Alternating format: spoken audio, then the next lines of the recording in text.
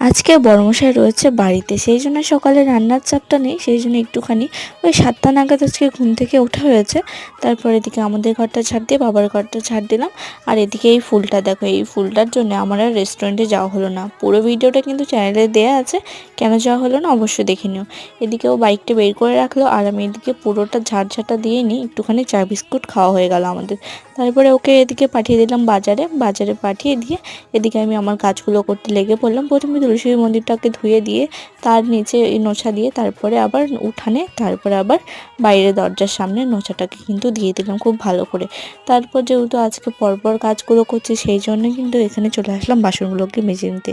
তারপরে বাসন কটাকে মেজে নিয়ে এদিকে কয়েকটা জামা কাপড় কাচা ছিল, সেগুলোকে ভিজিয়ে রাখলাম। ভাবলাম যে পরে এক সময় কেচে দেবো। তারপরে ও কিন্তু এখানে বাজার করে নিয়ে চলে আসলো, আর ওকে বলেছিলাম পরোটা নিয়ে আসতে। নেক্সট পার্ট খুব তাড়াতাড়ি আসছে, দেখিয়ে নিও। তো চলো বড় ব্লগটা দেখে এসো, টাটা।